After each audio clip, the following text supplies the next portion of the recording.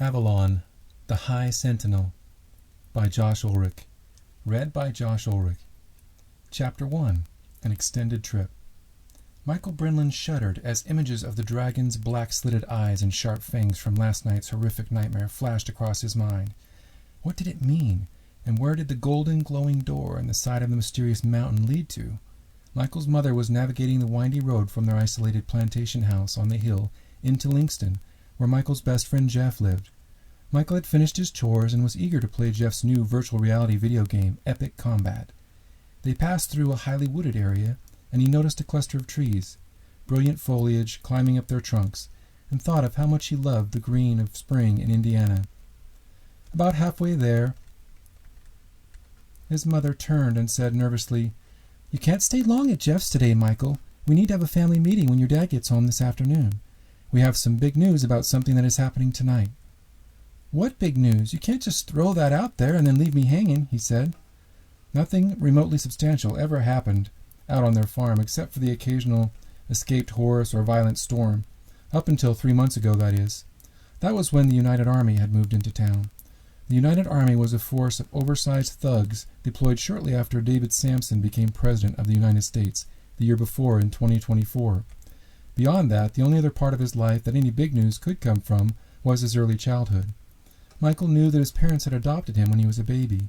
However, the details around how it happened and who his biological parents were had never come out, and he was increasingly interested in unraveling this mystery. She paused and said, "All I can say at this point is that we're leaving for an extended trip tonight." "An extended trip? What does that mean? For how long?" "Let's leave it at that. I know that's a hard thing to understand right now, but it will all make sense soon. It's something we have no choice on." Michael was fuming inside. Why wouldn't she tell him more? Was she trying to avoid having to tell him that they weren't coming back? And why did they have to leave? There was a knot forming in the pit of his stomach. Jeff lived on the outskirts of Livingston in a nice neighborhood, in a so-called tract housing development.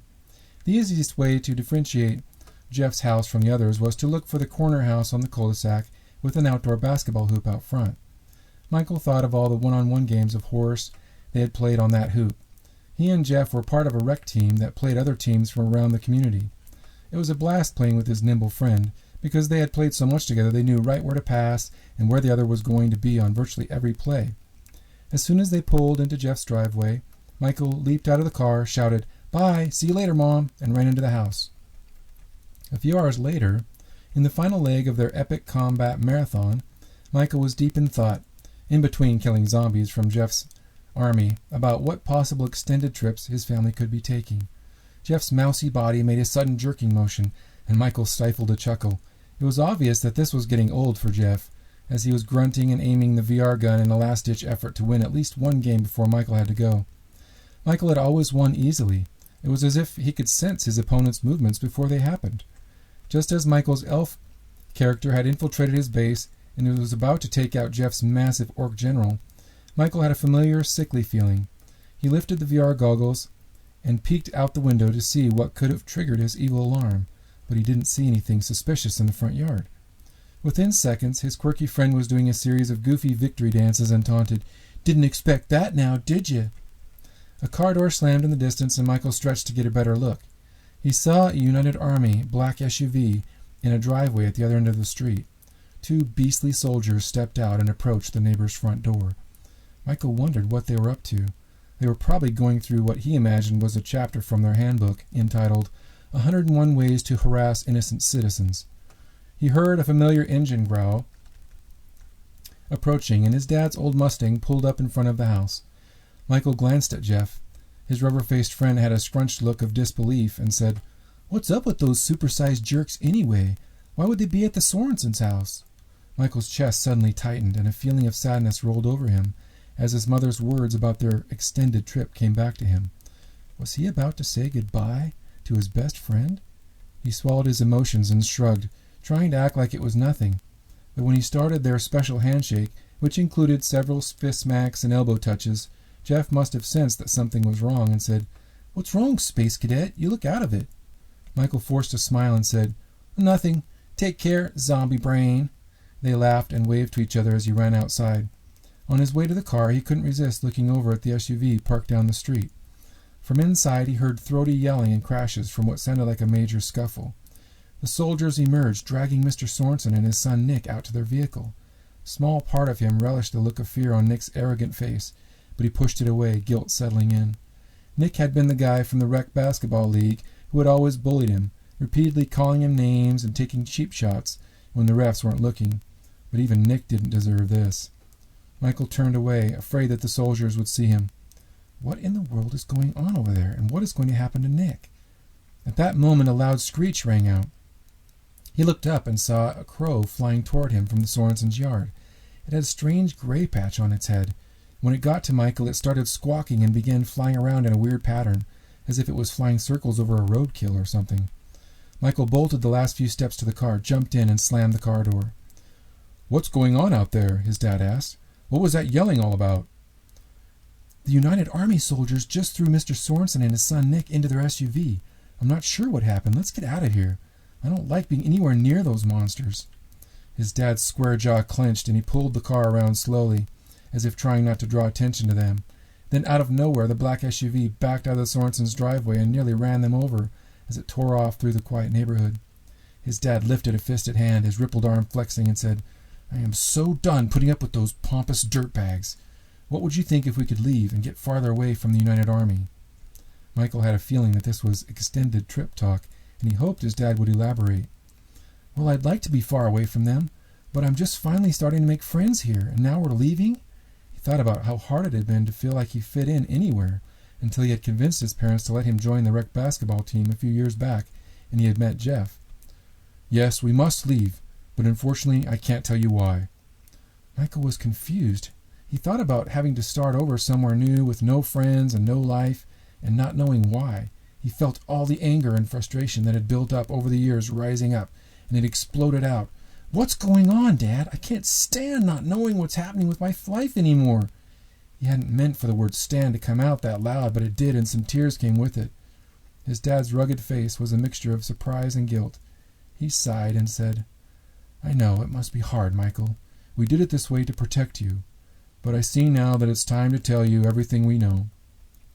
He swerved around a line of slow cars. "At least wait till we get home so that your mother and I can tell you together." His dad had stated it with some tone of a question, but Michael knew it was more of a statement. He nodded and said, "That's fine, I understand. Sorry I shouted." What followed was an awkward silence. He hated these moments. Normally he enjoyed spending time with his dad, but this topic seemed to steal that away from them. They pulled up to their enormous, dilapidated house after navigating the long dirt driveway up the hill. One couldn't tell by looking whether anyone was home or what was going on inside, as there were close to 20 rooms in the two-story house. The red bricks were fading and the white pillars had brown spots where the paint had worn off. But it was home, and whether those viewing the mansion realized it or not, Michael's family had performed many repairs and fix-it projects on it over the years. It was just too much for his small family to keep up with.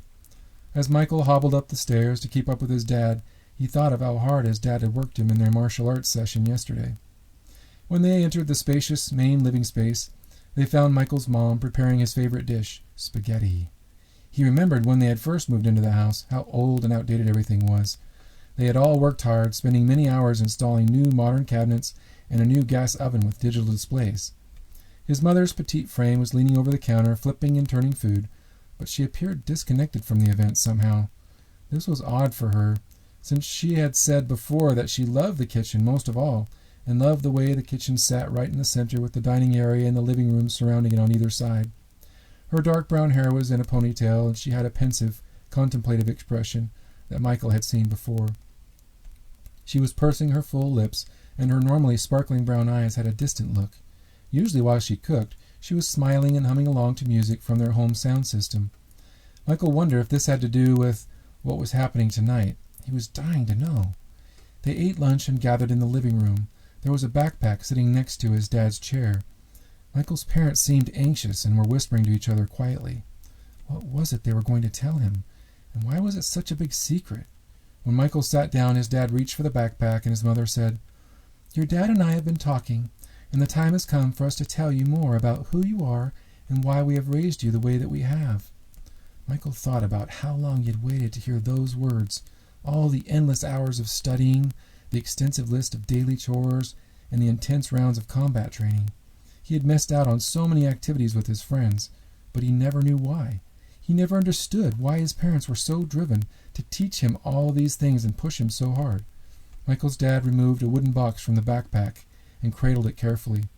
The rich cherry-colored wood appeared ancient, and it was about the size of a large jewelry box. His mom was watching Michael intently and said, "Around 13 years ago, your dad was stationed out of a base in Europe for a few years. We had been trying to have a baby, but were unable to due to health reasons. While we were there, he and I both had a dream that we needed to go to a remote lake up in the mountains of Scotland. It was a lake that had formed in the mouth of an inactive volcano. When we approached the area near the lake from the dream, we saw a woman dressed like a princess, all in white. She had the clearest light green eyes I have ever seen and called herself Nimue. I know this is going to sound crazy, but she was floating above the water." Michael couldn't believe what he was hearing. It all sounded so incredible. "I didn't believe it at first either," she continued, "but it was real. She gave you to us and gave us that box, and she said that only you would be able to unlock it and receive what is inside, and that we were not to tell anyone but you about meeting her or the box. She called it a capsule." His mom paused and lowered her head. Like what came next was hard to say, and his dad cut in.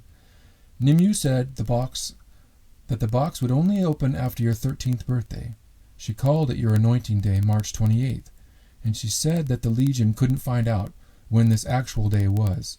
She warned us to beware of the Legion and to avoid them at all costs, and that they would seek to destroy all that was good in the world. As soon as the United Army came into power, we knew that it was the Legion, and we solidified and evolved our plans to protect you. Nimue also said that the Legion had ways of discovering those youth who have just had this very important birthday, usually through a flock of crows. She called it a pack. That is why we are preparing to leave Linkston tonight. We are going to head west to escape the eyes of the Legion before tomorrow." His mom cleared her throat, as if choking back emotion, and said, "The hardest part for me was what came next. Nimue gave us specific instructions, including what to name you and how we were to prepare you for your destiny. It felt like I was being told how to raise my child. She went on to explain that you were destined to be one of the greatest leaders ever born, and that someday you would save us all.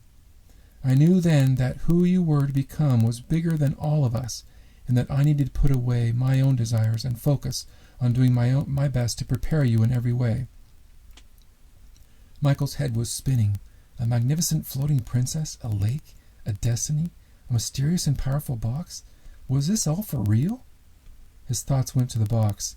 He motioned toward it, and his dad handed it to him gingerly, as if it were a priceless object. Michael could now see that there wasn't a seam, and he wondered how it could be opened. A capsule. Why had Nimue called it a capsule?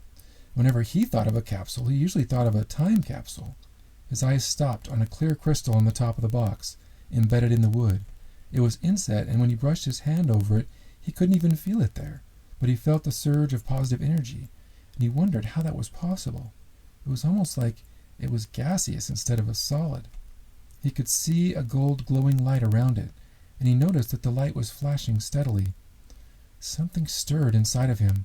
It was as if the capsule had some power over him, as if it was a long-lost prized possession. But when would he have even seen it, and why didn't he remember? His mom looked at him curiously. "What? Why are you looking at it like that?" "I don't know. It feels familiar to me. It's hard to explain. Also, I'm not sure what to make of this glowing crystal, this diamond thing on the top." His dad had a dumbfounded expression. "What are you talking about? I've never seen anything like that on it, and your mother and I have analyzed that thing probably 100 times for clues." Michael pointed to where he saw it and said, "Weird. Why wouldn't you guys be able to see it?" His dad stared at the spot Michael had pointed to and said, "I have no idea, but I'm sure we'll find out, maybe even by tomorrow." Michael was staring off into space as he tried to process everything. His mom's concerned voice broke through. "Are you okay, son? I know this is a lot to take in all at once." He was so confused. He thought he had a pretty good grasp of who he was up to that point, but he really didn't know now. His birthday wasn't even correct. He and his parents had always celebrated on May 25th. Now he knew that his real birthday was actually tomorrow, March 28th, and that this powerful army, the Legion, was not to find out this important bit of information. How much more of my life is a secret, he asked. I don't know what to believe anymore. So my birthday is tomorrow? Why didn't you tell me? All these years? His mom leaned toward him, squeezed his hand, and said, I know, I'm sure you feel betrayed. We did what we thought was right. We did it all to protect you. I'm sorry. We really do love you, and we want what's best for you. At that moment, Michael felt a disturbing yet familiar chill and jumped up. He was opening his mouth to say something when there was an explosion of loud screeches from outside. His dad jerked around and said, That sounds like crows, but Nimue said they wouldn't come until after his anointing day. He stared at the covered window, a panicked expression sneaking through. He stuffed the capsule into the backpack, jumped up beside Michael, motioned to his mother and him to follow, and said, We have to get out of here, now. Michael thought of the suspicious crow that he had seen over by Jeff's house, and wondered if it was somehow related to the screechers outside. His mom had frozen and was staring blankly at the wall. When she saw them moving toward the stairs, she jumped in behind them. Michael's ill feeling grew into an intoxicating shudder, and then, out of nowhere, the bird stopped screeching, and he heard a loud pounding on the front door. His dad stopped midway up the stairs, came back down, and handed the backpack to Michael's mom. Hurry, he whispered. Take this to Michael's room and put the box in the secret compartment I showed you. She took the backpack and quickly climbed the stairs. Michael's dad walked toward the main couch, lifted the middle cushion, and pushed an area underneath in some kind of a pattern. A square section popped up and revealed a compartment inside the couch. He grabbed a pistol from a mounted holster in the compartment and closed the cushion lid without a sound. He placed the pistol in his pants near his lower back, pulled his shirt over it, and motioned for Michael to be calm. When his dad peered through the peephole, he tried to hide it, but Michael swore he saw him jump. He took a deep breath, unlocked the 3 deadbolts, and opened the door slowly. Michael's heart fell into his stomach as the door opened to 2 United Army soldiers. They were standing there glowering with their hands on their gun holsters. Michael's evil alarm was going off like crazy. What were they hiding behind those glasses, and what did they want? The taller of the 2, his square jaw clenched, spoke first. I am Sergeant Oelrich, and this is Officer Abernat. We are here to collect Michael for a special boot camp. He has been chosen to be part of the United Army Scholarship Program.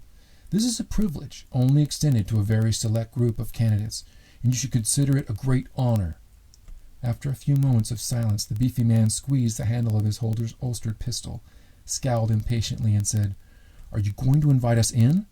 Michael's dad, managing to appear composed, motioned toward their living room and said, Sure, come on in. Have a seat. I'll have Michael get his things ready. We were just talking about his future.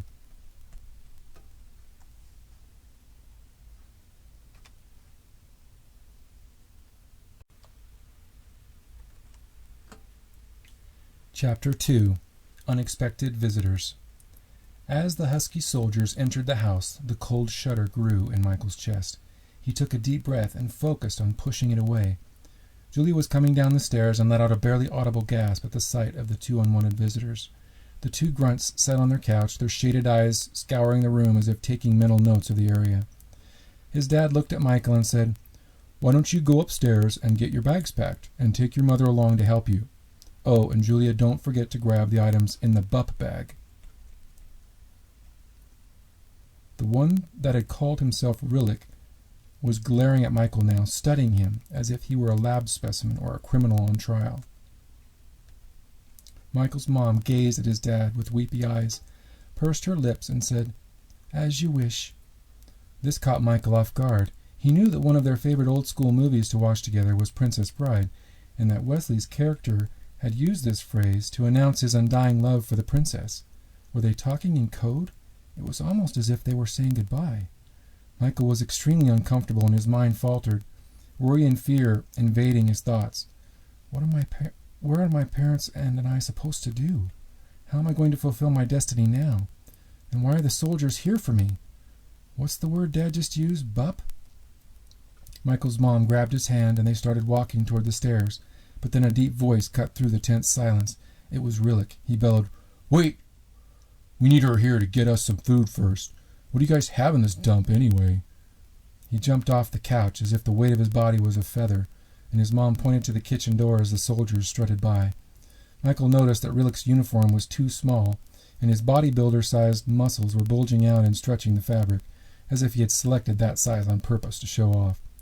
They walked into the kitchen, their voices becoming barely audible. There was an urgency in Michael's mom's misty brown eyes, and she used her hands to communicate in American Sign Language, which was one of the 4 languages his parents had taught him. "If I'm not up there in 5 minutes," she signed, "you need to take the escape route under your bed. Just pull down on the candlestick from your wall and lift the bed. Be sure to pull the bed down with the rope and latch it before you leave. The item we spoke of is in a secret compartment in your suitcase from the closet. To open the compartment, pull down and twist the silver suitcase wheel. There are instructions for what to do in the compartment, and the first 3 digits of the security code are 590. Your suitcase is in the closet, packed and ready to go, but you'll need to fill the Ziploc in the bathroom with your toiletries." Michael's heart raced, and he signed, his hands shaking. "What are you talking about? I can't leave you both with them." She grabbed his hands as if trying to steady him and mouthed the words, "I love you." She gestured toward the stairs with her head as the sergeant's raspy voice called her from the kitchen. She disappeared through the door, and Michael's eyes went to his dad. He was squeezing back the tears and trying not to show any emotion on his face, as he knew his dad would want him to be tough. His dad nodded at him and said, "Make sure you pack all that you'll need to be the best soldier you can be, Michael. I'm excited for you." His expression softened, and he mouthed the words, "I love you." Then, using ASL, he said, "Trust Peter. He knows." When Michael didn't move, still frozen in shock from it all, his dad's brow furrowed, and he pointed at the stairs and mouthed a single ominous command, "Go!" Michael took one last look at his dad and wondered if this was the last time he would see him. A tear trickled down his cheek. His dad smiled and signed, "I believe in you." Michael signed, "Thank you," and slowly extended his index and pinky fingers, followed by his thumb in the sign for "I love you," turned abruptly, and ran up the stairs. As he entered his room, he closed the door, slamming it unintentionally from the nervous energy in his body. He thought of his situation, and a combination of anger and helplessness welled up inside as he fought to push back the flow of tears. He spotted the poster map of the United States above his bed. The eastern states were littered with pushpins, representing the areas where the United Army had deployed. He wondered whether their extended trip involved going to the western states, where there were far fewer pins. Michael noticed the shimmering castle screensaver on his laptop. He had always been fascinated by castles, but never knew why. Sometimes he felt like his only connection with the outside world was his computer, even though it was a bit old school. Most people had the latest full 3D projected wrist computer, called the RipRock, or RIP for short. Not many people still owned a laptop, but his dad had set him up with a good one with 8 quad-core CPUs. His dad had been a Special Forces soldier for the Marines that also specialized in computers. Michael was sure that his parents saw the laptop and the internet chiefly as a mechanism for him to do his homework or his special assignments. But his dad had been very clear from the beginning. Allowing him access to the internet had come with one condition. He was not to disclose his name or location to anyone through the web, ever. Sometimes their paranoid stranglehold drove him crazy, and his parents would never really say why they did it, other than to say it was to protect him from the world. Now he knew a little bit more, since this morning's revelation, about the princess and the box. Michael's special assignments included investigating and solving different kinds of complex, multifaceted problems that they threw at him. He had become more and more adept at solving these problems, and they were having trouble finding any that would challenge him. In one of these, he had to lead a group of soldiers from behind enemy lines to a safe base on the other side. He remembered wondering what in the world he was doing, figuring out and wasting time on such things. Next to the laptop on his antique desk was a stack of books. He thought about how he spent most of his time, working on the farm or learning about everything under the sun from his parents. His childhood had basically been an accelerated academic and martial arts immersion program, where his parents taught him everything from advanced math to how to code in multiple programming languages. He was also trained to the level of a master, according to his dad, in the arts of Taekwondo and Kung Fu, although yesterday's session definitely won out as the most unusual. Something had happened during his sparring session with his dad. He had always had good instincts about what moves his dad was going to make before he made them, but yesterday his dad had had serious trouble landing a single kick or punch. Michael's ability to presense his dad's moves had increased substantially, and he wasn't sure why. He thought about how completely different his life was. The other 12-year-old kids he knew in Linkston were spending their time playing their Xboxes, watching TV, or playing with other new gadgets. Most of them also lived in town in a real house, not in a two-story plantation-style dinosaur of a home that was falling apart. Their old home had been in his mom's family since the mid-1800s and had definitely seen better days. His family did have a TV in their living room, but they only got 3 local channels, and the signal was inconsistent because their house was in the middle of nowhere. Seeing his laptop made him remember that he needed to grab it, and when he did, he saw the utility knife on the desk that his dad had given him for his 12th birthday. He stopped, staring at the silver handle, and remembered how excited he had been to get it and to go camping with his dad. A tear rolled down his cheek, and he forced his emotions down and focused on his assignment. He was supposed to be packing his toiletries. He took a deep breath and walked into the bathroom, stopping to glance at himself in the full-length mirror. He was wearing a Van Halen t-shirt that his dad had picked up for him at a recent reunion concert. He always teased his dad for being such an 80s junkie, but Michael actually enjoyed the music and the culture and the classic hairstyles. Michael reached up and stroked his thick brown hair. He was still getting used to the shortness of it, and he thought about how much he had grown lately. The top of his head extended above the frame, and he remembered the last time his mother had measured him. She had been surprised that he was now 5 feet 10, 2 inches taller than his dad. He grabbed the Ziploc from the counter and thought about what all he needed to throw in. He had barely started filling it when he heard a soft tap on his door, and he ran to open it, hoping it was his mom, or better yet, both of his parents. When he opened the door, he was overjoyed to see his mom standing there in her warm jacket with a scarf and a stocking hat. She had her familiar warm smile and was breathing heavily. Before he realized he was doing it, he pulled her in. Part of him was afraid that if he let her go, she might leave for good. She squeezed him tight and whispered in his ear, "Let's get back in your room. We don't have much time." Luckily for us, I was already packed for our trip. Michael noticed that his mom's gloved hand was holding her brown suitcase, and she had a backpack over her shoulder. She came in, locked the door behind her, and said, "Okay, hurry and finish. We need to get out of here." Michael thought of the United Army and their overwhelming presence in the local area, and he wondered how that was going to be possible. But his mother seemed certain they could do it, so he did as she said. When he finished in the bathroom and came out to place the bag in the suitcase, he saw his mom sitting on the bed. Michael had never seen this expression on her delicate olive-skinned face, and it startled him. She was staring at her wedding ring with a blank, hopeless look on her face. His heart sank. For the first time in his short 13 years of life, he felt as if she needed him to comfort her. He sat down next to her and put his arm around her and said, his voice quivering, "It's okay, Mom.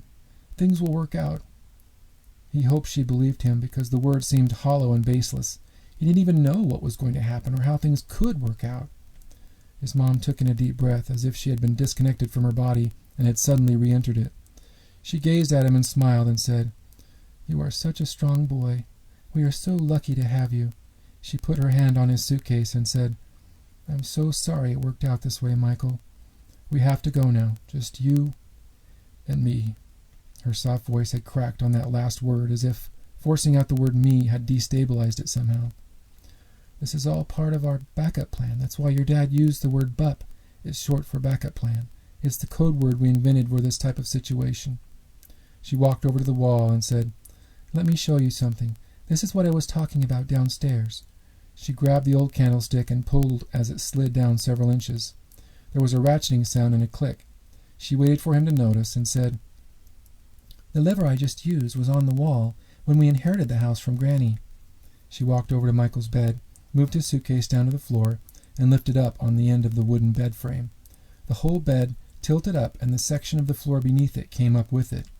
There was an ultra-thin lip built into the wood support section, so that when it went back down, it would cover any gap or line in the floor.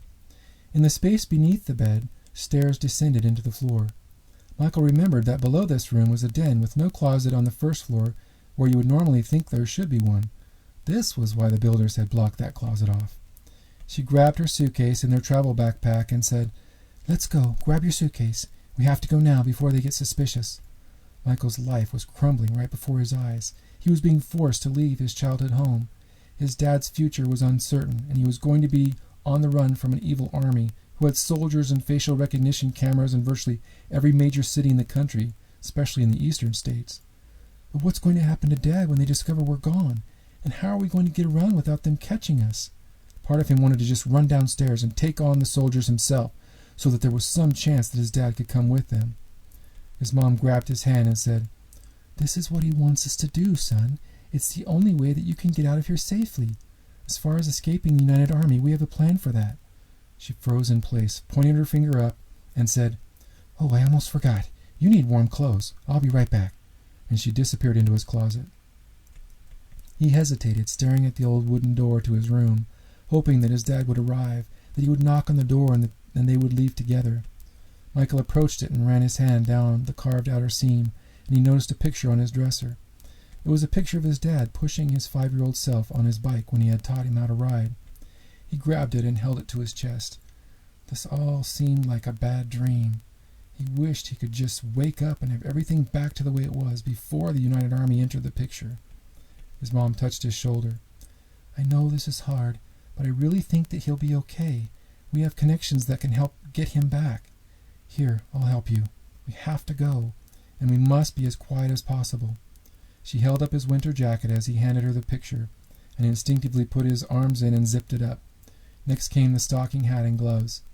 His eyes swept the room, and he saw the doorway to his closet, where the faded height marks started near the bottom and ended high up on the faded frame.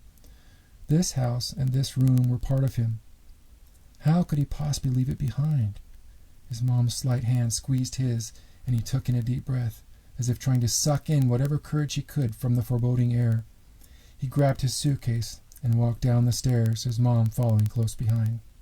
He couldn't look back, but heard her pull the rope down to close the bed to the floor as it clicked ominously back in place. His mother stepped in front of him and motioned for him to carry his suitcase.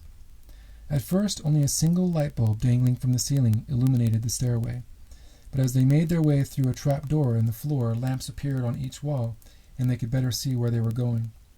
Michael noticed that the stairs and walls were carpeted, as if his parents had made an effort to soundproof the area. Even with this soundproofing, his mom still tiptoed. She had not said a word since they entered the stairway. When they reached the bottom of the stairs, the ground opened up into a carved-out rock tunnel, and Michael whispered, "Where did this tunnel come from, anyway?" His mom responded in her quiet, lilting voice, "We discovered this purely by accident and decided to use it as an escape tunnel. We think it's part of the Underground Railroad from the mid-1800s. This whole area was at the heart of all that activity, especially Fountain City." She pointed to the narrow trail ahead.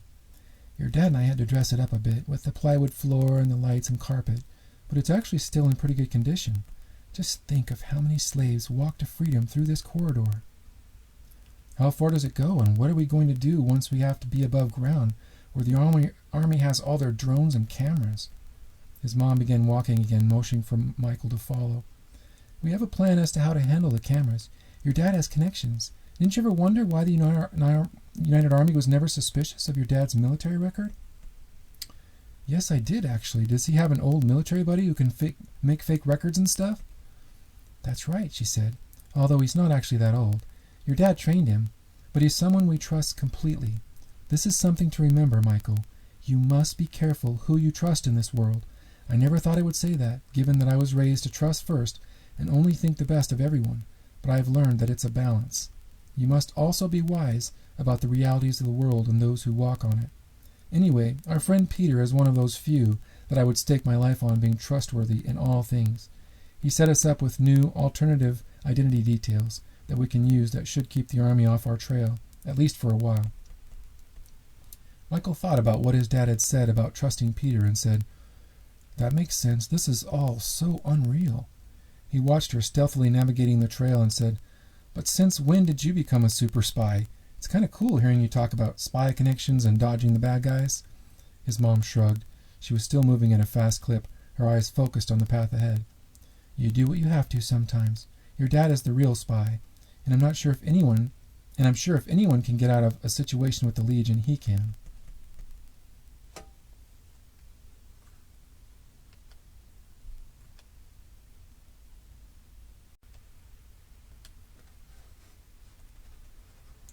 The rocky tunnel suddenly became much darker, and Michael realized that the chain of lamps had disappeared. His mom pulled out an electric lantern to help light the path, but Michael was feeling a bit claustrophobic.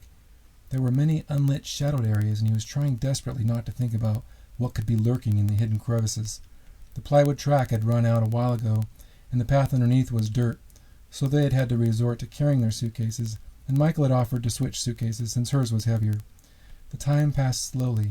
They had been walking for roughly an hour now, and Michael was done with dark tunnels. His sore legs were screaming at him. "Does this tunnel ever end?" he asked. "I need some fresh air. Can't we just take one of those doors we passed back there up to the surface?" "I'm not sure where it ends. Unfortunately, your father and I never came this far before, but Peter told us to find a specific door. It has a carved sun design on it," she answered. She glanced at Michael thoughtfully and said, "Why don't we stop for a quick snack? I packed some sandwiches and nuts for our trip." She pointed at a rocky outgrowth, and they walked over and found a seat on the protruding rocks. Michael thought of the fact that his dad was missing from this occasion, and this prompted thoughts of the Legion soldiers and the nasty-sounding crows. The dark cloud looming over his mind was the question of what was to happen with his dad. His dad was like his best friend, and a sickly feeling came over him. Was he betraying him by leaving him behind? His mom was looking at him, concern in her eyes. She smiled and said, "Oh, I almost forgot. I packed some fun also." She opened the front pocket of the backpack and pulled out their traveling version of the game Farkle. They used a slightly tilted rock with a flat surface to toss the dice onto, and Michael laughed as his mother kept overshooting the playing surface. It was a nice break from the ultra-serious nature of the day thus far, and Michael felt refreshed as they set out down the tunnel again minutes later. As they walked on what seemed like the same path they had been on for hours, Michael thought again about his dad and wondered how it had played out. Surely if the Legion wanted him, they wouldn't harm his dad. But what would he do if they threatened to hurt his dad, or worse, unless Michael turned himself over to them? He knew that he wouldn't hesitate to go to them to save his dad's life. The thought of that scenario gave him the chills.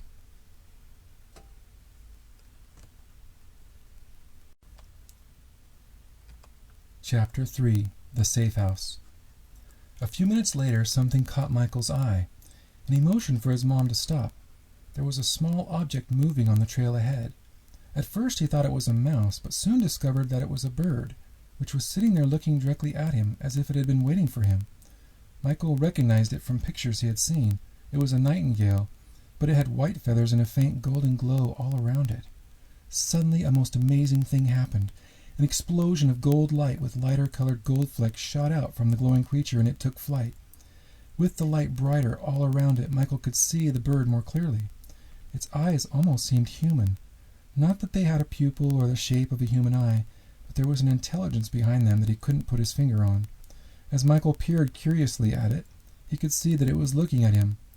It almost appeared to be smiling. How can a bird smile? Then it chirped a beautiful melody that soared up to a final high note at the end. It was mesmerizing. His mind seemed more at ease, and a thought came to him in a soft, almost imperceptible voice. "Please do not utter a word of my presence. My arrival will be announced to all in due time. Remember to trust your instincts, young master, and know that I will always be here by your side." From his mom's reaction, Michael could tell right away that she saw and heard nothing. Like the gold crystal on the remarkable box, only he could see and hear this enchanting bird. His mom had frozen mid-stride and was looking around for any sign of trouble. She tapped his shoulder and gave him a questioning look. Michael pointed at a random spot further up the path and said, "Oh, nothing. I thought I saw something up ahead. Must have been shadows playing tricks on me. Let's keep going." "Are you sure? You look like you checked out for a bit there." Michael, who was still staring at the hovering bird, said, "No, I'm good. I just wanted to get out of this tunnel, that's all." His heart skipped a beat, and he stopped in his tracks as the bird flew directly toward him and landed on his wrist. As soon as it made contact, an overwhelming surge of happiness and energy entered in. His mind left the scene in front of him, and a new one opened up before him. It was their front room, and he was terrified to see the still form of his dad, sprawled face down on the floor. His dad's pistol was lying several feet away, and the man who had called himself Sergeant Rillick was standing with the black serrated knife poised over him. Michael's heart sank when he scanned the scowling face of the vicious attacker, and he saw his uncovered eyes. They were a dark yellowish color, with narrow black slits, identical to the dragon's eyes from his nightmare. How was that possible? As suddenly as it had come, the scene was gone, and Michael was back in the tunnel. He was startled at first when he saw the bird hovering in the air directly in front of him. It was as if it was studying him for a reaction. Michael fell to his knees and his eyes filled with tears. He noticed that the brightly glowing wings of the bird were carrying it toward a shadowed area on the left side of the tunnel. "Are you okay? What's wrong?" his mom asked. Dread filled his chest, and he jumped up and said, "I have to go after Dad. They're going to kill him. I don't know how, but I saw him, and he was hurt, and the big officer was standing over him with the weird dagger. I have to go help him. I can't just leave him there. Who knows what they'll do?" He turned to run back the way they had come, and his mom grabbed his wrist. She was shaking. "Wait, please. Wait, Michael." Her voice cracked a bit, and she breathed in deeply. "I don't know what you saw, and it frightens me more than anything to imagine that your father is hurt. But it wouldn't do any good to go back. There's nothing we can do for him now.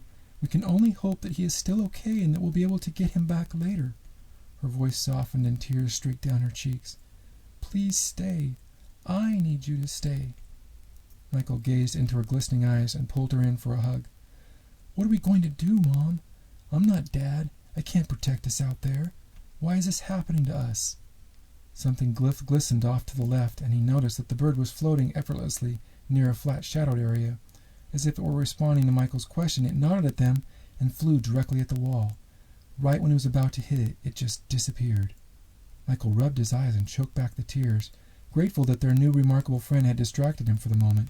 He stepped toward the edge of the path, his eyes wide and his mouth open, and his mom said, "What?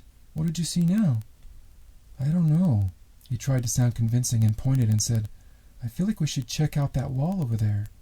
His mom was looking in that direction, as if searching the area for something, and said, "Okay, let's go take a look." When they approached the wall where the bird had disappeared, he could see that it wasn't actually a wall. It was an old wooden door that was so darkly colored it was almost invisible in the shadow of the bulging tunnel overhead. The door was plain except for a tiny insignia in the bottom right corner. As Michael bent over to get a better look, his heart jumped. It was an elaborately carved design in a circle that was about 4 inches in diameter. There was a sun design depicted, with a crescent moon and a star inside of it. His mom gasped and placed her hand over her mouth. They had arrived at the door.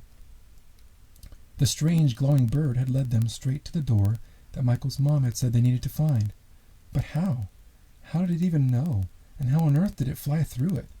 The door had an oddly shaped keyhole and an ancient-looking egg-shaped knob. As Michael reached out to grasp the brass knob, he heard a ratcheting noise behind him, and when he spun around, his mom was pulling something out of the secret suitcase compartment. It was an old key and a group of papers stapled together that were rolled up to fit in the compartment. He wondered how big the compartment was if it was able to fit this stuff and the box. She took the pirate key in hand, inserted it, and twisted. They heard a faint ratchet sound. She pulled out the key, checked the area, and motioned for Michael to proceed. He walked into a musty hallway, and somehow his mind traveled back to the Scooby-Doo cartoons he had watched as a kid with creepy caves and monsters. The thought of monsters caused him to start, and he glanced around to see what his mom was doing. He saw the light fade as she pulled the door closed. He instinctively grabbed her arm just to make sure she was there, and she turned and put her hand on his shoulder. "It's okay, Michael, I have the lantern." She stepped forward and turned it on as their shadows flickered across the dome-shaped rock ceiling. Michael trailed her as close as physically possible. "Where does this creepy hallway lead to, anyway?" he asked. "And where did you get that key? That thing looks ancient." She pointed back where they had come from and answered, "That door is supposed to lead to a safe house, a place where we can lie low for at least the night. It's an old abandoned home in Fountain City. Peter set it up for us and gave us the key and some instructions, just in case we were ever forced into a situation." Michael thought about the activities of the day and said, "Well, this would definitely classify as a situation." At the end of the roughly 20-foot hallway was another door, but this door was metal with 3 panels on it, with oversized nuts securing each panel. As they approached it, the electronic keypad entry lock on it made it look very out of place in this carved-out rock tunnel.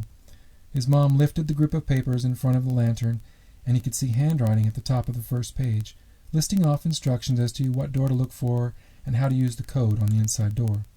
He watched closely as she typed in the 6-digit code, being sure to memorize it.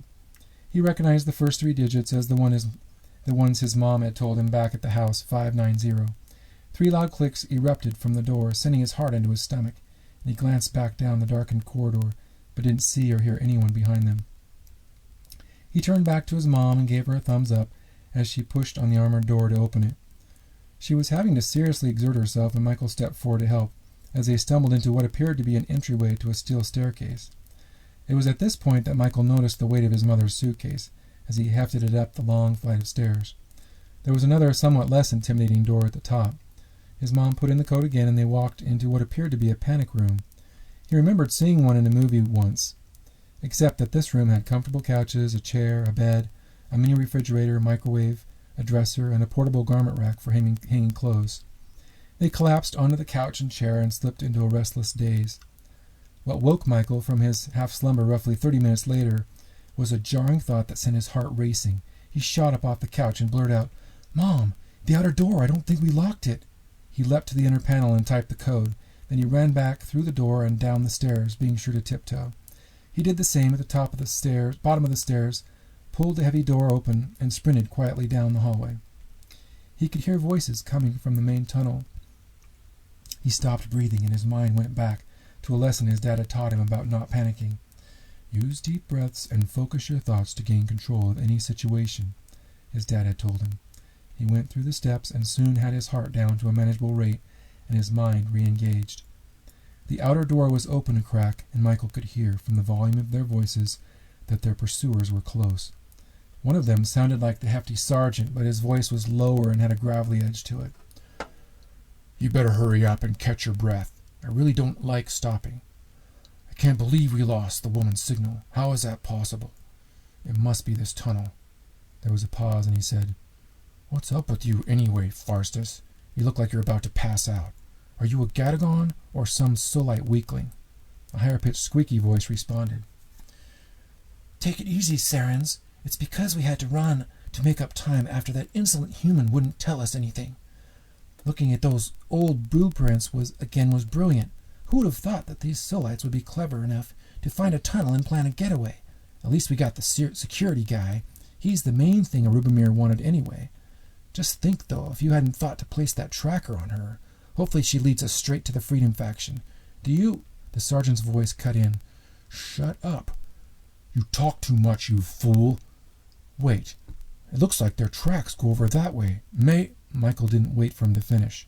He pulled the Sunda's insignia door shut, twisted the deadbolt, and stepped back.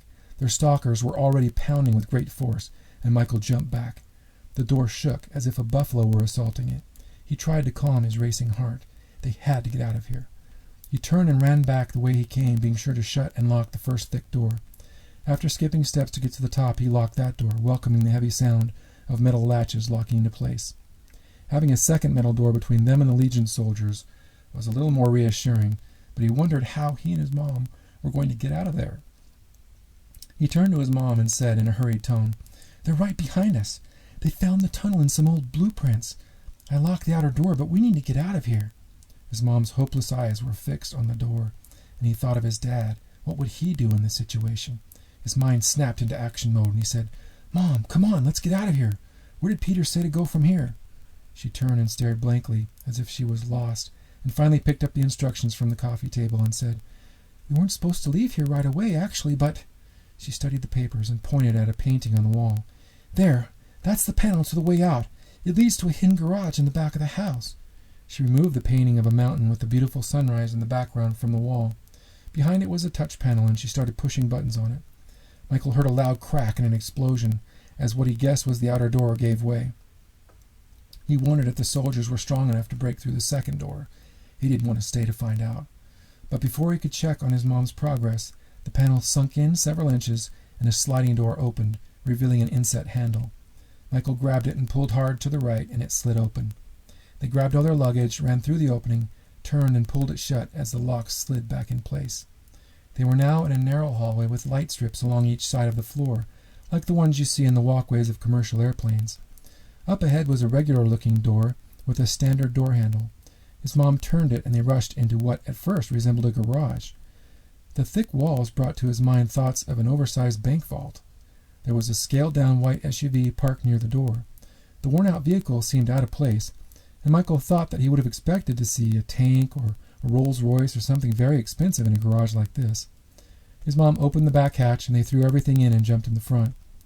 His mom pulled out the instruction pack and examined the side of the driver's seat and pulled down on a section as a Velcro flap broke away to reveal a hollowed-out area, and she pulled out a garage door opener and a key. She pushed the garage door opener button and started the vehicle with the key, and they pulled out onto a dirt road surrounded by trees. When Michael turned back, he saw the camouflage door close behind them. It was covered with bushes and trees, and there was no way to see that it was there at all from the outside. He felt hungry, and he thought about how his mom had sometimes referred to his stomach as a bottomless pit. How true that was. His mind went back to the refrigerator from the panic room, and he wondered what goodies he was missing out on. Why hadn't he grabbed anything? Oh, that's right. They were being chased by two psycho, super-strong soldiers, and it had been kind of been in a hurry to get away.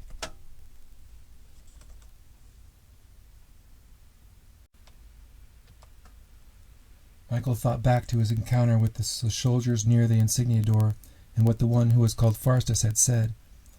I didn't have a chance to tell you, Mom, but one of those soldiers mentioned that they got the main thing they were after, which was a security guy. Do you think they were talking about Dad? I don't know. It could be. She handed him the packet and said, but it doesn't do us any good to speculate. For now, I need you to be our navigator, please. Look on page 3 for the map. We're going to Destination 2. Michael turned to that page and saw different icons marking different locations on the map of Indiana and parts of Illinois. Destination 2 was marked with a star beside the name of a city called Dessa, Illinois. What's in Dessa anyway? If I remember correctly, that is where Peter set up another safe house, a cottage up in the hills with a ham radio, so that we can contact him. A ham radio? He asked. Do they even make those anymore? Why use that? Because the Legion can't listen to us or track us if we use a ham radio. That is why we don't have cell phones, as hard as it is sometimes to communicate without them. Your dad said that there is too much the Legion can do to track us, listen to us, and monitor activity through a cell phone. Something she had said prompted a memory, and he said, so the other thing I heard the Legion guys talking about was putting some kind of tracker on you. Any idea what that could mean, and how they could have done that? He said that they were hoping that you would lead them to someone in the Freedom faction. Does that mean that they were planning on taking only Dad and me? His mom's face took on a worried expression. I don't know, Michael. How could they even know that we have been interacting with Peter? Something feels off. As far as when they could have put it on, I would think I would have noticed something like that.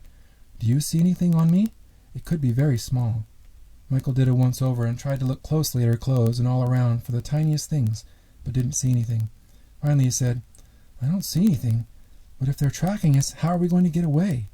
Michael could tell his mom was trying to keep it together as she took a deep breath and said, I don't know. We'll figure something out. She pointed at a section that had turn-by-turn directions to Destination 2. It had a bold heading, Avoid the Highways, on it. Please read those directions off to me and be sure to let me know well in advance what our next turn is. He read the Destination 2 information and said, Okay, it says we go 5 miles on this road and then turn left onto Prairie Road, and we stay on that for 2 miles. Good job, son. You're doing great. Please help me keep an eye out for anyone following us, too. Michael hadn't really checked in a while, and he jerked his head back, but was relieved when he saw no one behind them. They drove down obscure dirt roads, some of which resembled glorified hiking trails, until they finally hit a paved section of highway. According to the map, they were approaching the Indiana-Illinois border. It wasn't hard to figure out why Peter was taking them west. The Legion was much less developed in the western part of the U.S. In fact, the United Army was just starting their takeover of Illinois. They had focused their efforts on the southeastern states after Indiana. They had taken over many of the major cities in the west, but other areas were mostly untouched. Michael's dad had helped him start the tracking process and guided him on how to search the web and track down United Army deployment information without creating suspicion. It had been Michael's idea to use the map and pushpins to track what he found. Thinking of his dad made him wonder what was happening with him, and he glanced down at his watch.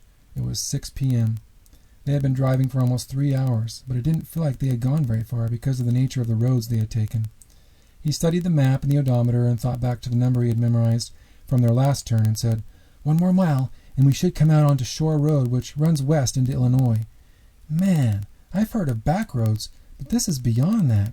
How did Peter even find these roads? I'm sure they're not on any map, especially this dirt cornfield trail.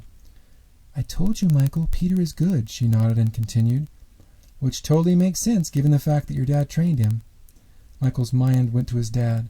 He called up the terrifying vision he had seen before. He searched the scene for some sign that his dad was still alive, but there was no movement from him at all. The good news was he also didn't see an injury or any blood. The last image from the scene froze in his view, those evil yellow black-slitted eyes.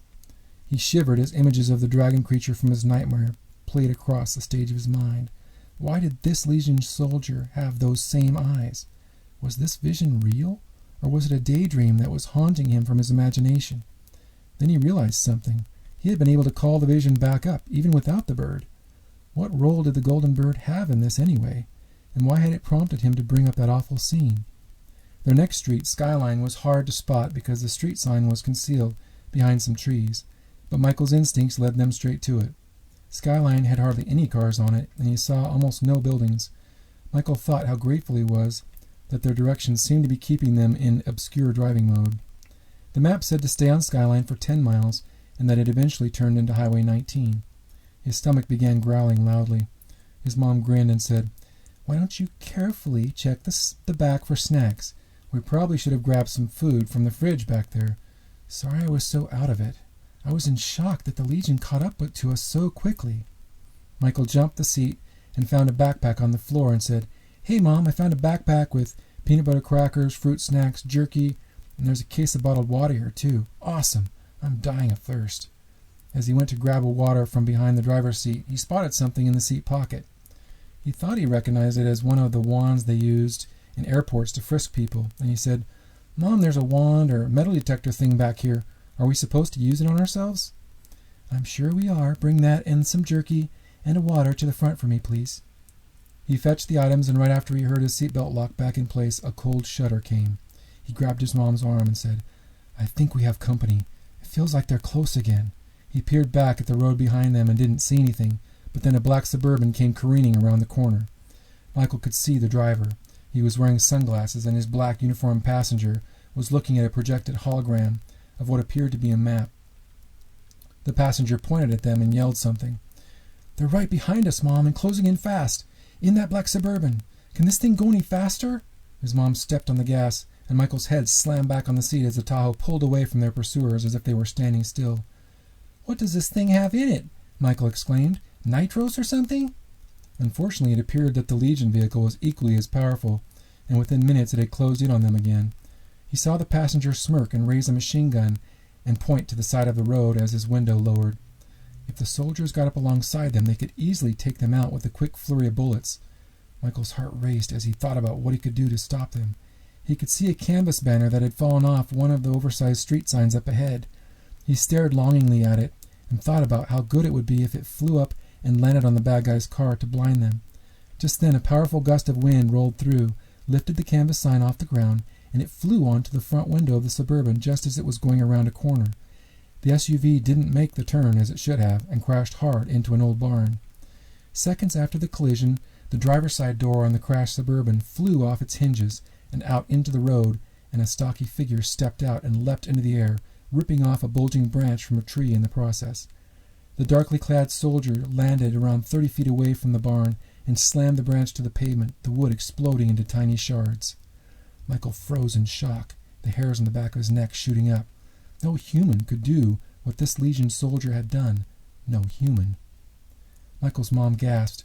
"That was crazy. How did that banner fly up like that? Did you see that? What are the chances?" Michael was trying to act unfazed by what he had just seen and took a deep, silent breath to calm himself. He didn't want to frighten her, so he decided to keep what he saw the Legion soldier do to himself. "I think it was me, but I don't know how I did it. All I did was focus really hard on it, and I thought about what I wanted it to do, and it happened. It was weird. It almost felt like I asked for it to happen, and the wind took care of it. How is that possible? I've never been able to do anything like that before." His mom was staring at him in wonder. "I don't know, Michael. I'm sure it's one of many things that we'll learn about your abilities. But our priority needs to be figuring out how they know where we are." She pointed to Black Paddle and said, "Do me a favor and scan me with that, please. There has to be a tracking device. How else would they have found us?" Michael pushed the button and glided it up her arm, and as he swiped it over her shoulder, it squealed. Her eyes opened wide, and she said, "How could I be so dumb? I should have known something was up when that sergeant bumped into me in the kitchen back at the house. I'll bet that's when they did it. What you said you overheard is true then. They were going to use me to locate the Freedom Faction. See if you can see anything on my shoulder."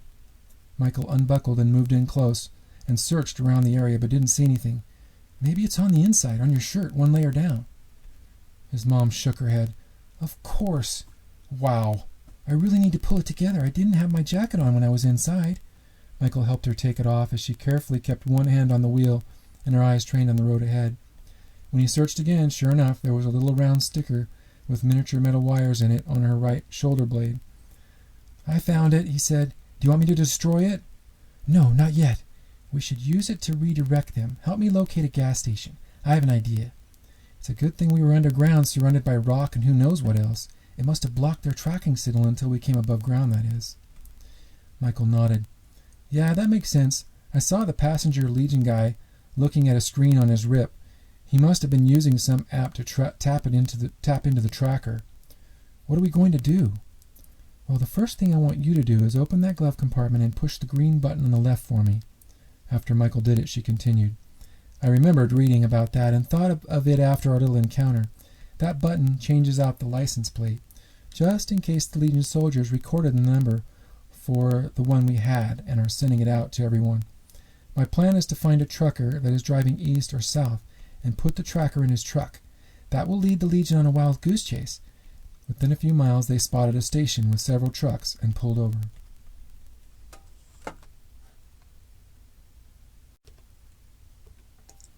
Chapter 4. The Anointing. When Michael stepped out of the car, he spotted a burger drive-thru down the road, and his thoughts went to food. When something moved into his peripheral vision, he turned and saw a big burly man walking toward a semi with flames on the side and Oklahoma plates. Michael turned to his mom and pointed in that direction. She nodded, and he approached the trucker, trying to appear harmless. The man was watching something on his RIP, the holographic images floating above his arm. Michael was always amazed at how little there was to these mini wrist computers. They basically consisted of a thin strap and a small quarter-sized module that handled the projection and the processing. The man was wearing a sleeveless shirt with a picture of the Scorpions, a rock band from the 1980s, on it, and he thought, "Bingo," and walked over and said, "Hey, mister, nice shirt." The trucker minimized his RIP and gave him an annoyed look. Michael pulled away his jacket to reveal his Van Halen shirt, and the man's face brightened. "All right, a fellow rocker. What's your favorite Van Halen song, big guy?" Michael had to think for a second and said, "I don't know, that's a tough one. Probably Jump." Michael diverted his eyes to the towering truck and said, "That truck is awesome. How fast does it go?" He was doing his best "I'm an awestruck kid who loves trucks" impression and hoped the guy was buying it. The man puffed out his chest and gave a 10-tooth grin. "Yeah, she's a beaut. She's got an 18-liter, 800-horsepower diesel in her. I bet she can beat any other rig on the road. I just had her painted again. My flames were starting to fade. You want to take a look at the cab?" The man extended his hairy hand and said, "The name's Skip. What's yours?" Michael grabbed and shook firmly, remembering what his dad had said about how to shake hands to demonstrate confidence and self-assuredness. "It's Michael. Nice to meet you, Skip."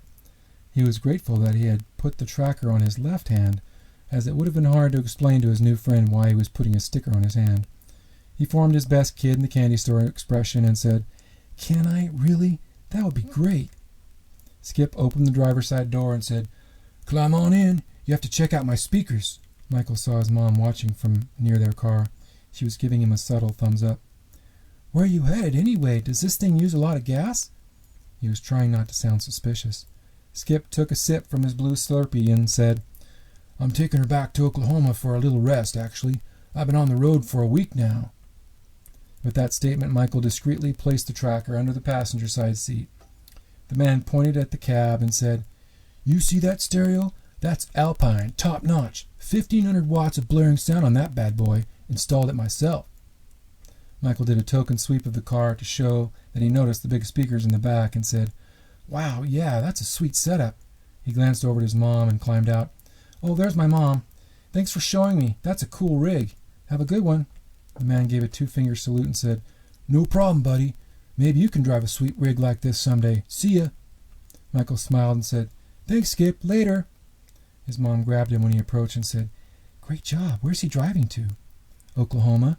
She hugged him and said, That's perfect. He'll lead them south. The gas station had digital images projected on the front windows, displaying various snacks and drinks. He pulled away from her and said, I'm going to hit the restroom and grab a hot dog. You want anything? Wait a minute, his mom said. We should check the area first. There could be drones or cameras. Michael, already halfway there, glanced back at her and said, It'll be okay. I'll be stealthy and fast. Besides, I'm sure we're fine. This place is in the middle of nowhere. He was almost there when he heard a whizzing sound overhead and looked up and saw a drone hovering directly over him. It had several tiny propellers suspended on spider legs and a barely visible camera mounted at its center.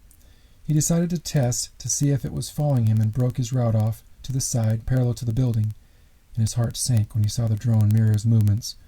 What was he going to do? He had to keep it from seeing their car or his mom. Maybe it already had. He spotted a rock bed outside the building and thought about how he had learned to throw knives with precision. Could he take out the drone with one of the rocks? He knew he had to move quickly. He did a somersault on the grass, and when he came up near the bed of rocks, he grabbed a smooth river rock about the size of a ping-pong ball and hurled it with all his might at the drone. The rock flew surprisingly fast, appearing as a blur through the air, and hit the drone's circular abdomen right in the center, causing a cracking sound.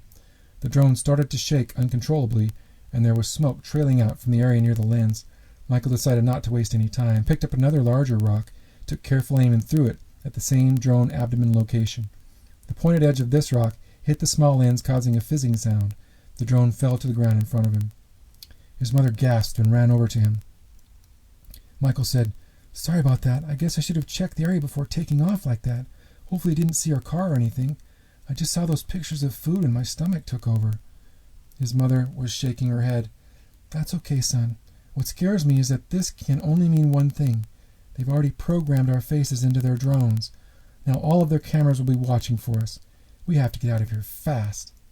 Michael remembered the other thing he had seen and said, I totally agree, but can we please stop for food? I saw a burger place down the street. We can even do drive-through, please. Okay, we'll get something for the road. Let's get out of here. I need you to take that wand you found and scan everything else we have, just to be sure there are no more tracking devices. Okay, got it, he said. He hid the drone in the bushes, and they drove to the burger place as he scanned everything, and fortunately, they didn't find any more trackers. As he downed a delicious burger, Michael wondered at what point the Legion would catch up with Mr. Slurpee. He hoped they wouldn't hurt him or anything. He thought about how foolish he had been to rush toward the gas station. How much had that drone seen? If it saw them place the tracker, then the Legion would know not to follow the truck. A sinking feeling formed in his stomach as he thought of the silly mistake he had made and how it could have endangered them both. How could he have been so careless?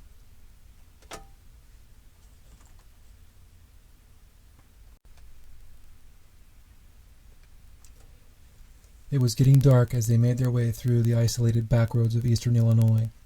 Michael was relieved that there had been no sign of the Legion.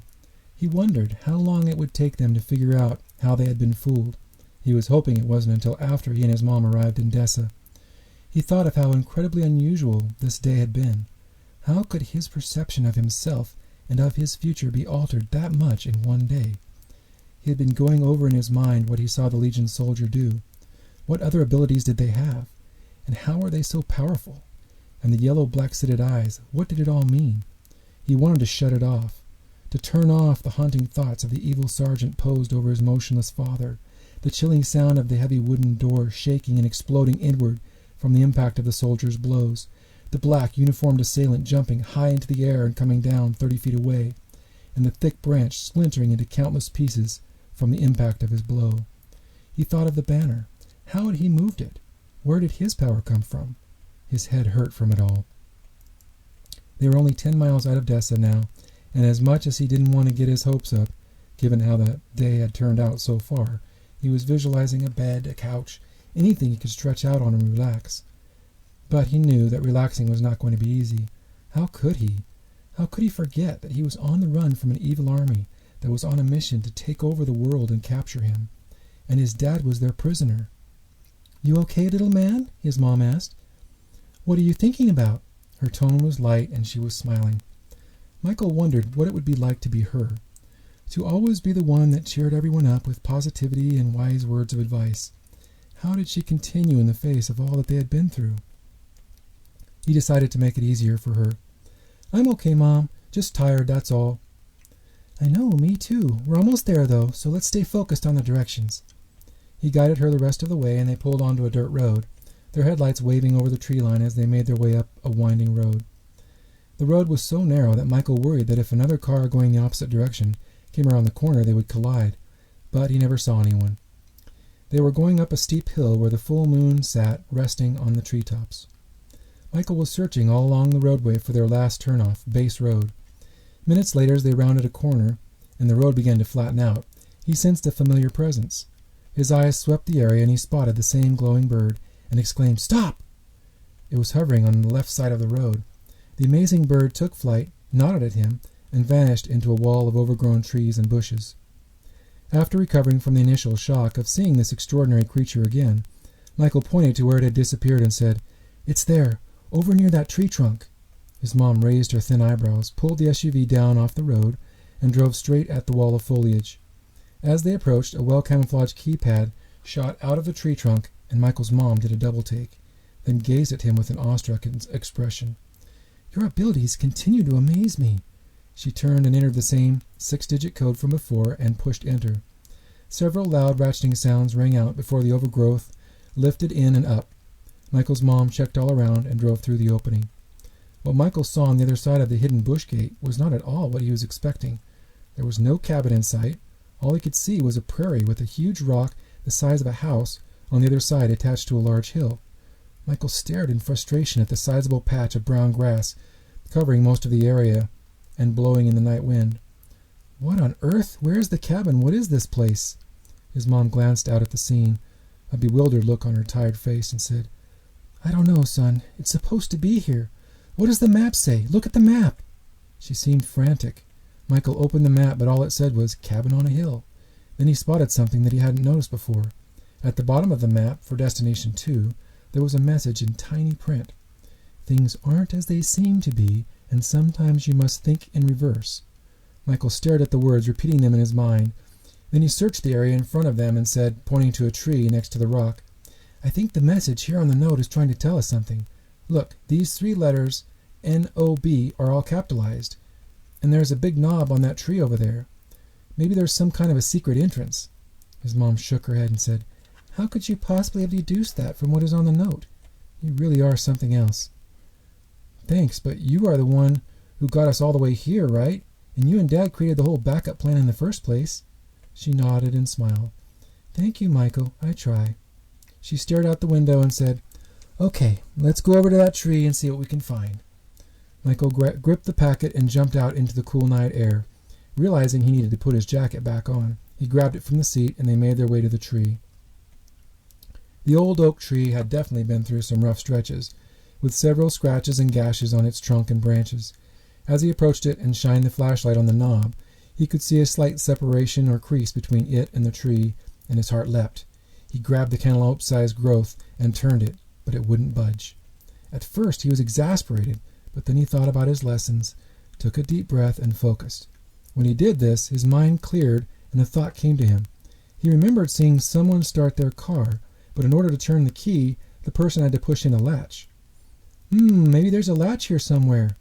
He and his mom had been combing the ground for minutes, and still no sign of anything, and Michael wondered if they would ever figure it out. Why can't they just say, "Look here for the secret entrance"? My fingers are frozen. I just want to lay down and rest. This day has been insane. His mother gave a faint smile and said, "Well, if they told us, then it wouldn't be a secret." "We'll find it. Just keep looking. Watch for anything unusual." "Most of what we've experienced today has been unusual." His mother was still crawling across the ground and said, "That is true." She stopped suddenly and said, "What about this root, under that bush?" She was pointing at an area to the side of the tree on the right, and as he bent over, Michael could see a root sticking up out of the ground, and it appeared slightly unnatural. He pushed his foot down on it, and he tried to turn the knot again. This time it spun freely and then stopped, and as he pulled on it, he realized that it was a door, like a gas door on a car. But in this case, instead of a gas lid, there was another keypad, similar to the ones from the tunnel. "Bingo! Great job!" he said.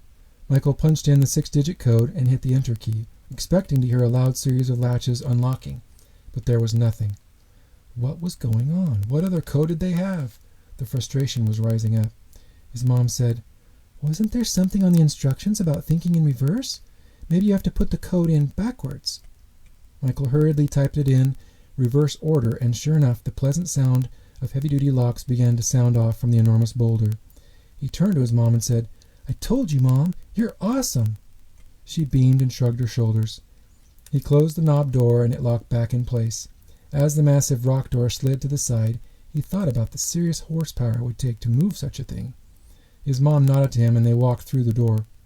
After they entered, the door closed behind them, and a series of strange tube lights came on to illuminate a room with modest furniture, including a love seat, couch, and a chair that you might see in an antique shop, with a flower pattern embroidered on it. Beyond this entry area was a huge open space with one of the largest round couches he had ever seen, where the side of the hill would be. The white couch sections formed a complete circle, with periodic openings between the sections, and sitting in the center was a single throne covered in gold fabric. Michael saw several closed doors in the back of the spacious room. Over in a corner he noticed a desk with something on it he recognized right away, and he pointed and said, "Isn't that the ham radio, Mom? Should we call Peter and let him know we're here? I wonder if there's food in this place." "Great idea. He'll be anxious to find out what's going on."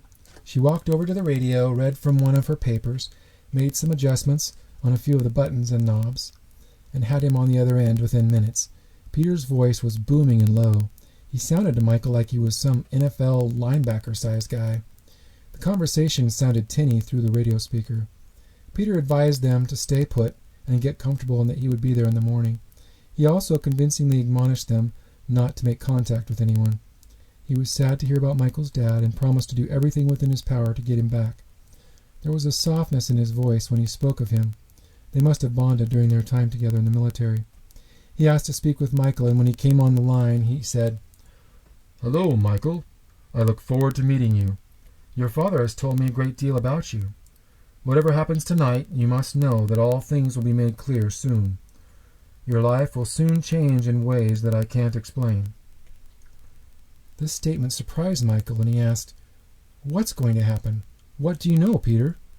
There was a pause as if he were contemplating his answer, and his deep, calm voice said, "What I know is that I will lay down my life, if necessary, to protect you and your family. You will learn more later. Now try to get some rest. I'll see you both first thing tomorrow. Over and out." The abrupt disconnection left Michael thinking about what he had said. Why had Peter mentioned tonight? Did Peter know something more that he wasn't letting on? What was going to happen with this anointing event anyway? Is that what his father had meant when he said, "Trust Peter, he knows"? What was it about this event that was so momentous and that the Legion was so interested in? They found bedrooms in the back, and his mom insisted that he sleep in the same room with her, so they picked one of the larger rooms, which had 2 beds. She took the smaller of the 2 since she was several inches shorter, and it wasn't long before she was off in dreamland. As exhausted as he was, and as much as he tried, he just couldn't fall asleep, and he found himself looking around at everything in the quaint room. There was a dying plant on one of the nightstands with drooping limbs and browning leaves. He noticed more of the unusual light tubes, but this time they were in the form of a chandelier, and he wondered again what they were. Their soft light seemed to hypnotize him, and he finally drifted off to sleep. Michael was breathing as he raced to escape the groping clawed hands thrashing after him. He was having the same nightmare he had had the night before. The terrifying dragon creature was chasing him. It stood on 2 legs like a man, but it had a dragon head. It was wearing a dark uniform with an insignia of a dragon blowing black flames on it. Michael turned back and saw an enormous cave entrance on the mountain ahead. There was a wall of peculiar gold light over the doorway of the cave, and he could feel the light beckoning him, as if it were a safe haven. He heard a blood-curdling screech behind him, and he turned and saw the yellow-black slitted eyes on the towering dragon figure. They were filled with hate and rage, just like the eyes he had seen on the imposing Legion soldier. The towering creature was closing in on him. The sight sent shivers through his body, and he pushed forward. Then, as he turned back to the path ahead, he was swallowed up by a curtain of gold-speckled light, and he shot up off his pillow, his pulse racing. The dream had seemed so real. Maybe it was the fact that he had seen those eyes again. It took a few minutes for him to gain his composure. What did it mean? He knew from his reading that every dream had aspects with certain symbolic representations. that were often taken directly from the dreamer's subconscious.